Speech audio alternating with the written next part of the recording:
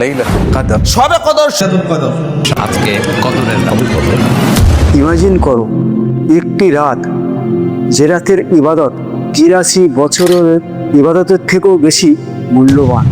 একটি রাত যে রাতে আসমান থেকে হাজার হাজার ফেরেশতা নেমে আসে, আর সেই রাতেই নির্ধারিত হয় মানুষের ভাগ্য। এই রহস্যময় রাতটির নাম হলো লাইলাতুল কদর। কিন্তু প্রশ্ন হলো, কেন এই রাত এত গুরুত্বপূর্ণ? কি ঘটেছিল এই রাতে, আর কিভাবে এই রাতের ফজিলত আমরা অর্জন করতে পারবো? এই সব কিছু বিস্তারিত আলোচনা করব এই ভিডিওটির মাধ্যমে। তাই ভিডিওটি পুরো দেখার অনুরোধ রইল আপনাদের কাছে। আজকের এই ভিডিওতে আমরা জানবো কুরআন ও হাদিসের আলোকে লাইলাতুল কদরের ফজিলত। আল্লাহ সুবহানাহু ওয়া তাআলা লাইলাতুল কদরের এই রাতের ফজিলত সম্বন্ধে একটি পুরো সূরা নাজিল করেছেন। সূরাটি হলো সূরা কদর। নিশ্চয়ই আমি কুরআন নাজিল করেছি লাইলাতুল কদরের রাতে।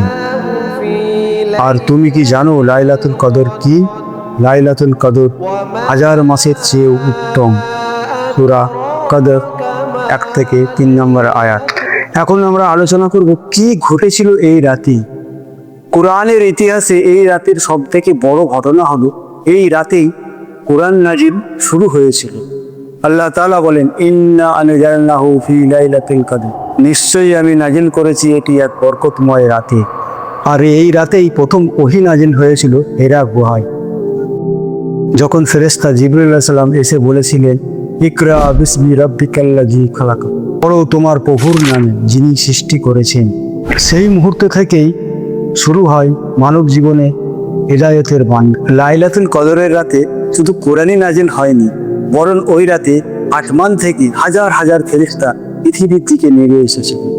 আল্লাহ সুবহানাহু ওয়া তাআলা বলেন, তানাজ্জালুল মালাইকাতু ওয়ার রূহ ফিহা, সে রাতে ফেরেশতারা রূহ অবতরণ করে থাকে।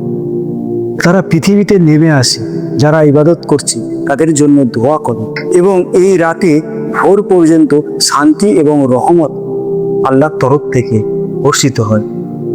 এখন রাসূলুল্লাহ সাল্লাল্লাহু আলাইহি ওয়াসাল্লাম এই রাতের জন্য কিভাবে কি প্রস্তুতি নিতেন, সেগুলো জানার জন্য আমরা কিছু হাদিসের তথ্য তুলে ধরব। হযরত মা আয়েশা রাদিয়াল্লাহু তাআলা আনহা বলেন, লাইলাতুল কদরের রাতে রাসূলুল্লাহ সাল্লাল্লাহু আলাইহি ওয়াসাল্লাম সারা রাত জেগে ইবাদত করতেন এবং তার পরিবারকেও জাগিয়ে দিতেন। সহিহ বুখারী 2024। আরেকটি হাদিসে রাসূলুল্লাহ সাল্লাল্লাহু আলাইহি ওয়াসাল্লাম বলেছেন, যে ব্যক্তি ঈমানের সাথে এবং সওয়াবের আশায় এই রাতে বেশি বেশি ইবাদত করবে, আল্লাহ তাআলা তার পূর্বের সমস্ত গুনাহকে মাফ করে দেন। সহিহ বুখারী 1901। ভাবুন, এই এক রাতের ইবাদতে আমাদের মানব জীবনের সমস্ত গুনাহ মাফ করে দেন আল্লাহ তাআলা। এখন লাইলাতুল কদরের জন্য সেরা দোয়া কি, সেগুলো জানতে হলে আমাদের আরেকটি হাদিস দেখতে হবে। হযরত মা আয়েশা রাদিয়াল্লাহু তাআলা আনহা রাসূলুল্লাহ সাল্লাল্লাহু আলাইহি ওয়াসাল্লাম বলেন, হে আল্লাহর হাবিব, আমি যদি আমার জীবন লাইলাতুল কদরের রাত পেয়ে যাই, তাহলে কিভাবে কি দোয়া করব? তখন রাসূলুল্লাহ সাল্লাল্লাহু আলাইহি ওয়াসাল্লাম তাকে এই দোয়াটি শিখিয়েছেন। আল্লাহুম্মা ইন্নাকা আফুউন তুহিব্বুল, হে আল্লাহ, আপনি ক্ষমাশীল, ক্ষমা করতে ভালোবাসেন, অতএব আমাকে ক্ষমা করে দিন। তিরমিজি 3513 নম্বর হাদিস। এখন এই লাইলাতুল কদরের রাত নিয়ে আমাদের মধ্যে অনেক দ্বন্দ্ব বিভেদ রয়েছে। কেউ বলে 21 রাত, কেউ বলে 27 রাত, কেউ বলে 29 রাত। আসুন আমরা দেখি রাসূলুল্লাহ সাল্লাল্লাহু আলাইহি ওয়াসাল্লাম কোন রাতটির কথা বলেছেন। বেশিরভাগ হাদিসের তথ্য অনুযায়ী আমরা দেখতে পাই যে রাসূলুল্লাহ সাল্লাল্লাহু আলাইহি ওয়াসাল্লাম বলেছেন, রমজানের শেষ 10 রাতের বিজোড় রাতগুলিতে তোমরা বেশি বেশি ইবাদত করো এবং লাইলাতুল কদরের জন্য অনুসন্ধান করো, যেমন 21, 23, 25, 27, 29। এই রাতগুলির যে কোনো একটি রাত হতে পারে।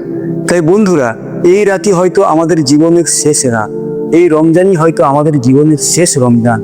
হয়তো আমরা পেতে পারি এই রমজানেই আমাদের জীবনের সেরা সেই রাত লাইলাতুল কদর।